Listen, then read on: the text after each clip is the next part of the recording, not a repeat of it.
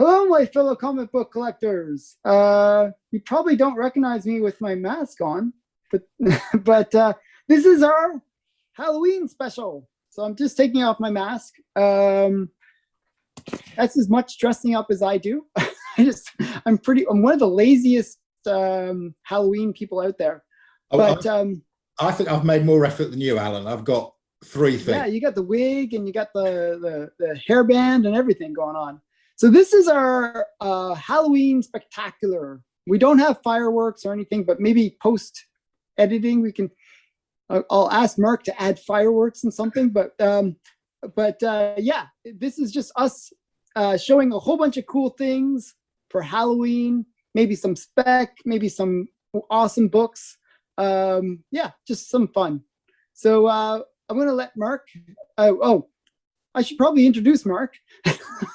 I'm terrible here. Okay, so Mark, I'm joined with Mark Oldroyd. He has a really great channel. You got to check out his channel. Okay, so and I will link it at the end of the video and in the description below. So without further ado, let's get into it. Mark, what do you have to show today? Right, I've got something I don't think you'll have seen before. So I went to my first Comic-Con last Friday, a week ago on Friday, and they had a thing there called Artist Alley, where sort of comic artists and writers could, you could go and sit and have a chat with them and buy their comics. And so one of the stalls I went to, and I'd never heard of this before, was a guy who produced, it's self-published, he self-publishes this comic, and it's called The London Horror Comic. Oh, wow. Yeah, really nice. It's on issue 9. That's his signature. He signed it for me. It's John Paul Kamath. He's the writer. He then commissions the artwork, and then he pays the artists, and then he self-publishes this. It's really nice. The artwork. It's usually the other way around, right? Yeah. Yes. So it's and the stories in this are really good. He's a really good writer. In the first story here, it's all the horror monsters come to life. Yeah. And Dracula runs off with his wife because Dracula's more interesting than he is. So he gets he gets all the other monsters. You can see them all there sitting on his sofa to try and rescue his wife from Dracula. So it's great fun. And I think that's issue 8. And then the cover of this next one. And the quality is really good. The paper's quality is really high and glossy. And I love this cover here. Oh, wow. Yeah. That's really nice. Yeah, very nice. So he gets good artists, is what you're saying. Yeah, this is a very talented one. Is a variant cover, and it's by a guy called Aaron Bartling.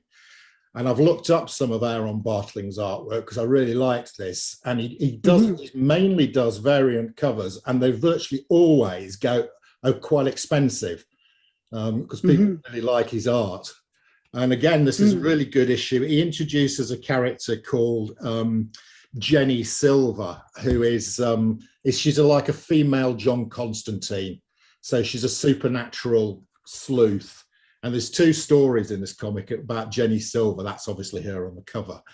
Cool. Really good. So I'd recommend, if you can find it, I imagine the print runs are fairly... Probably low, probably like a couple thousand usually when you self-publish, right? Yeah, and he's done a best of London horror comic. Some nice monsters on the back. Cool. Yeah, so... I thought that was really good, and I think it deserves a bit more recognition than it gets. The guy's obviously spends his life doing it. Quite brave, self-publishing your own comic. Yeah, no, it is. Wow, that's really cool. I mean, usually it's the other way around, where the artist will get some writer to help, and the artist will do their own book. Yeah, but that's cool. I self-published a couple children's books, right? Oh, okay. And I did the same thing. I was the writer, and I got some a friend to basically do the artwork for me. That way, I could save money on the on the artwork. But yeah, I mean, it's fun to self-publish actually. But Yeah, my print runs are really low. I think I have like 20, Oh, something wow. like that. Okay, Yeah, so like that's really going to be rare. very rare. Yeah, very rare. The first printing is like super valuable. You can buy, but you can buy it on Amazon. Can you? Yeah, you can buy it on Amazon. Does it So come from you? Do you then post it on? no, the company that I use to publish, they basically will publish on demand. You know what I mean? Yeah. Oh, right. So Okay. So when you need 20 more, they do 20 more. yeah, something like that. So they'll handle all the shipping and stuff. Every so often, I get like a commission, like $1 or something. It's like really pathetic. But it was done more for my kids than for like making vast amounts of money. I think I made nothing on it. I lost money on it. So, it was just for fun. Okay, that's cool. So I brought a whole bunch of different things, like just a whole bunch of stuff. What you showed is pretty cool. I'm going to show, I wanted to show something different that I don't normally show on my channel, or even to you. I don't think I've ever shown these to you. Actually, I've shown this one recently. I wanted to show, okay, so this one I've shown recently on my channel. I got it in like the box of like just crappy comics. Like they were just in really low grade. This one's in kind of low grade, but it's actually kind of a cool story. It's, it's like a kind of a ghost story, with Mickey Mouse.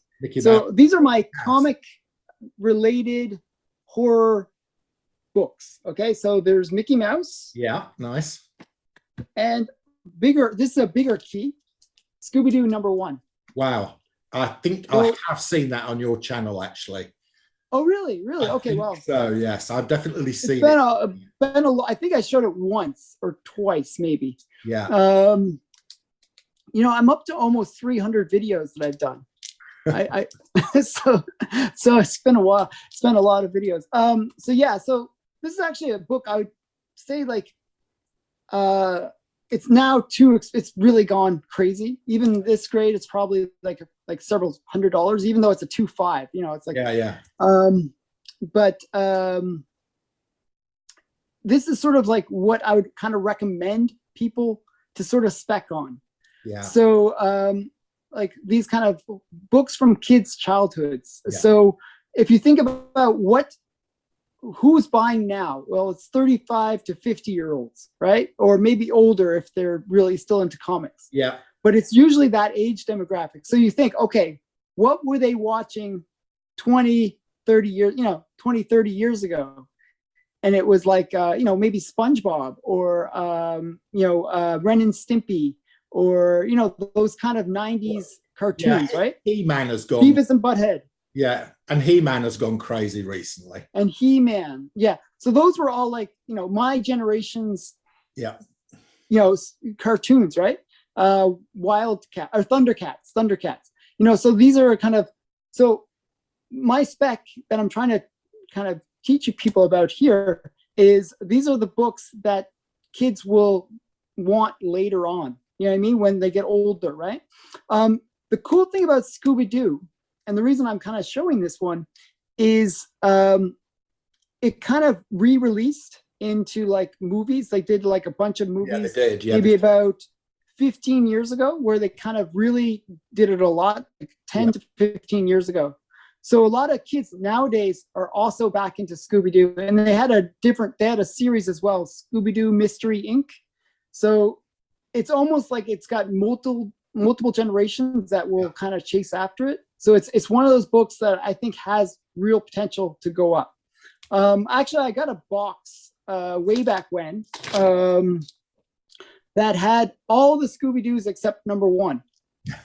So I had like multiple copies of #2, 3, and I paid $10. It had like a whole bunch of horror and a bunch of Scooby-Doo. I don't know why the mix, but it was kind of interesting. So I had to get #1. I got it I think I got it early last year. So no, that is great spec. And if I could find that one at a reasonable price and a reasonable condition, I would buy it.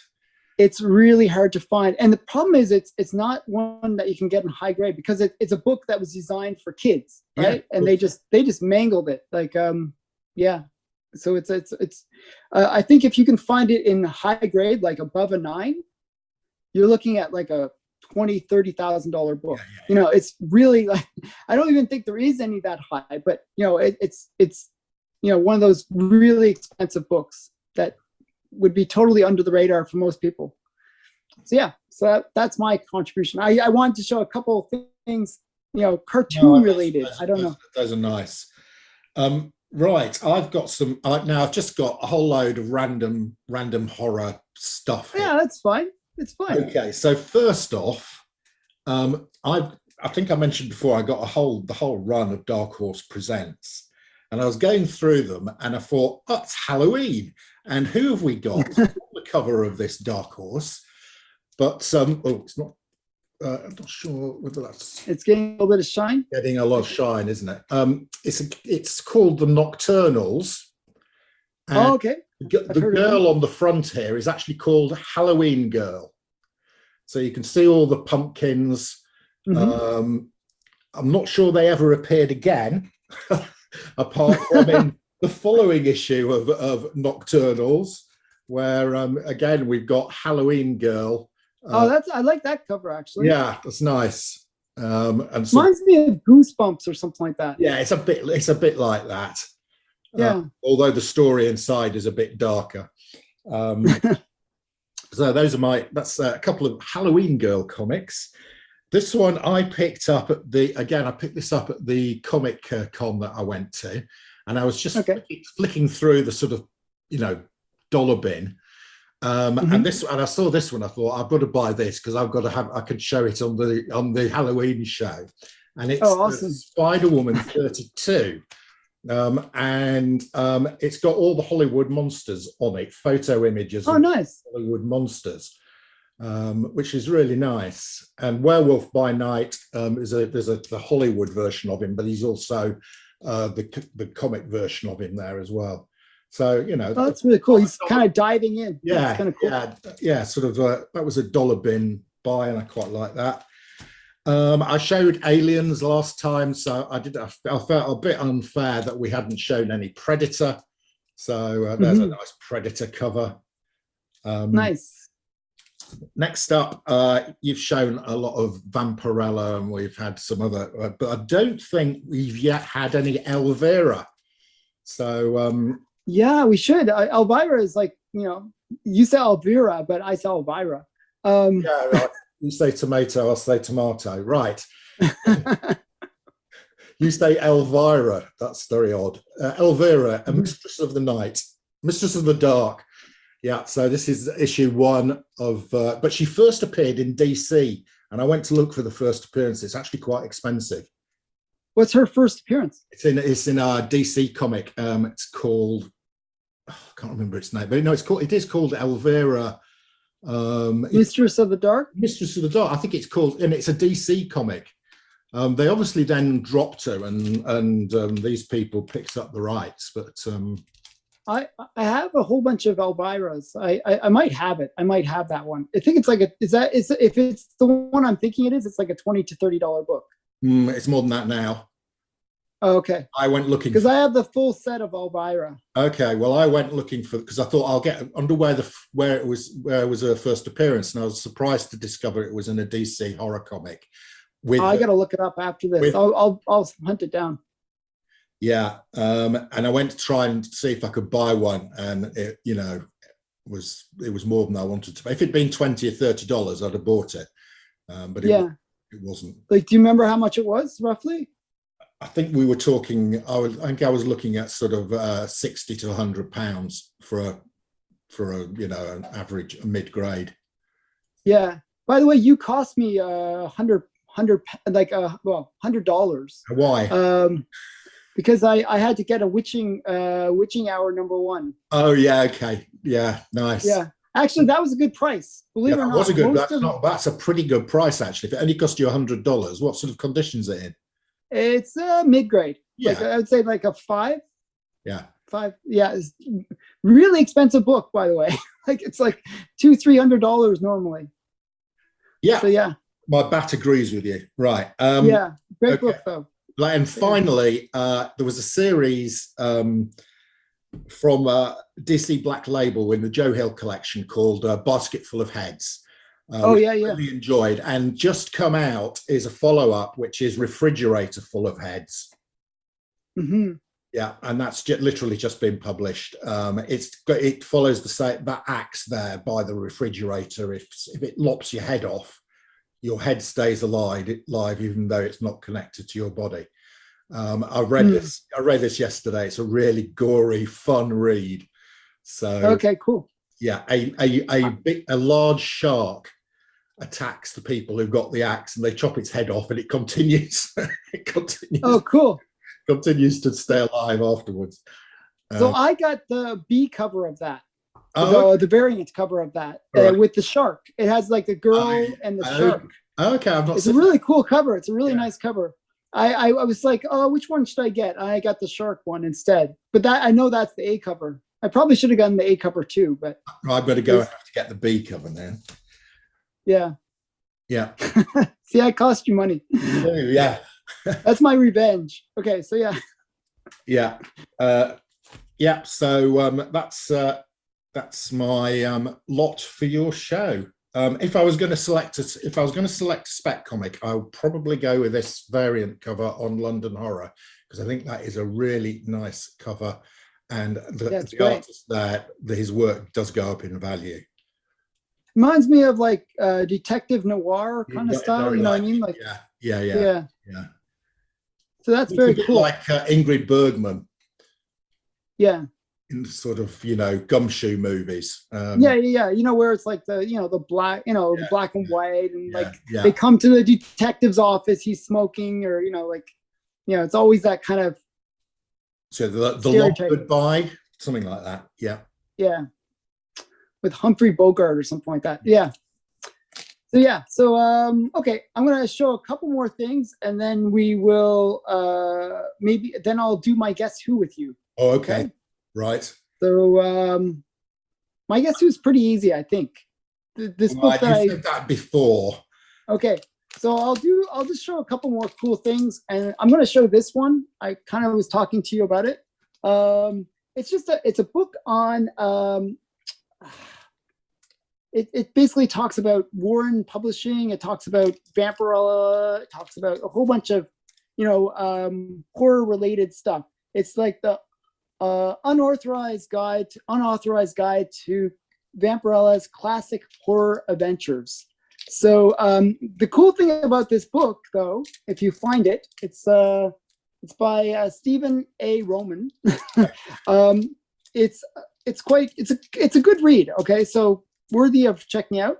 The cool thing about it is I'm in it. I'm in this book. So they quoted me babbling about Vampirella, because I'm seen as one of those experts on her early books. So so they needed an expert, and they got me. I don't know. So it's kind of interesting. So if anybody ever needs a Vampirella consultant, you're I'm the guy that. Okay. And because I have like the complete collection of Vampirella stuff, right? So it's kind of cool. Actually, I know a couple other people who, if they had known, they probably should have asked them instead of me, because they're really insane. Anything Vampirella they have, like these guys, they collect every single Vampirella thing from every different publisher and stuff, and we were always fighting. We were always fighting to get like certain rare items. It was kind of interesting, but their collection was actually better than mine. They had like some really obscure stuff that I thought was interesting. Yeah. But it was cool to get mentioned in a book, so I thought that was cool. Okay, so another couple more things I want to show. This book has been talked about a lot. Another kind of spec maybe, because but I think kind of like a spec. You've missed the boat. I think it's one of those specs that's kind of like everyone knows about this one. Yeah. So I just figured, but I love this cover. I love Good Girl art. It is a nice cover. Actually, yesterday for some reason I was like searching for Good Girl and bondage covers. Just like searching eBay like for those keywords, just to see what kind of books would come up. but yeah, I love good girl art, and this I just really love this cover. Actually, it's got that kind of 80s DVD kind of, or well, VHS, I should say, but covers. It looks like one of those typical straight to video looking like covers. Do you know what I'm talking about? Yeah, I know exactly what you mean. Like New Moon or something like that, or Half Moon, or yeah. I'm going to wait until I buy that because I think that's going to cool off. I think that's gone up a lot, and it's gone up a lot. I got it just before it went up. Okay. I have a tendency of buying things that I think are just cool, and they go up after. So I'm sort of. But you'll find then. Yeah, I think I paid under $100 for this. So yeah. And, for a 9.4, I always go for that 9.4 grade, 9.4, 9.6. Because I figure, hey, maybe I can press it out if I was ever that ambitious. Another cool one I brought is Terrors of the Jungle. I brought this just because I thought it was cool. And this is a LB Cole cover. Yeah, it's gorgeous. Those LB Cole colors are great. Yeah. And a lot of these were like reprints. Actually, these are from the 50s, early 50s, but they're, reprints of some of the Golden Age stuff. And they had like some kind of, crazy stuff going on inside, Golden Age horror, Jungle Girls, that kind of stuff. So, kind of cool. But now I have to torture your brain. Oh, so I have to do I have to cover it. But it actually says on the cover, I gotta check, it doesn't say it more than once. Okay, so this is Vampire Tales, right? Number 2, I believe. It doesn't say, but it is number 2, I'm pretty sure. And who's Vampire Tales? Is it number 2? Oh, it's Marvel. It's Marvel. It actually features Morbius. All right. But that's not who makes their first appearance in this. It's a character that is kind of associated to Morbius. It's associated to Dracula as well. Well, I don't know. I'm going to guess Blade. No, not Blade at all. It's a girl. If that makes any help. Yeah. Right. So this book has been talked about a lot, actually. This is I haven't seen it. Woman. The only thing I can think of, and it's not because I know where she makes the first appearance, is Lilith, but it's not Lilith. No, Lilith is a different one. That's Giant Size Killers, I think. Yeah, it is. What's the woman called? The Harker's sister or wife. Somebody Harker. Eliza Harker. It's not her, but I'm trying to think of the character now that you mentioned. I don't know. Good question. I have no idea. She appears in League of Extraordinary Gentlemen. Oh, okay. But this is not that character. No. Okay, so I'm running short. So I'm going to kick. You might know it. I'm not even sure if you'll know it then. If even if I say it. Right. Yeah. Who is it? It's Satana. Who? Oh, Satana. Yes, I do know. Yeah. Satana. Yeah, I do. Yeah. So they've been talking about this book for a while, especially with a lot of spec related to the Marvel horror becoming a thing, right? Yeah. So, like, I picked this up a while ago. The reason I picked it up was somebody was talking about it. Sorry, did you say Zatanna or Satana? Satana. Zatanna with a Z. No, sa. Zatanna. Okay. Not Zatanna, which is like that's Hawkman number 4. Okay. But this is Satana, like Satan. Yeah. With an R, with an extra R. Okay. Satana. Satana, but I think it's pronounced Satana. And people can comment below. How do you pronounce a lot of these words that we're saying? Is it Elvira or Elvira?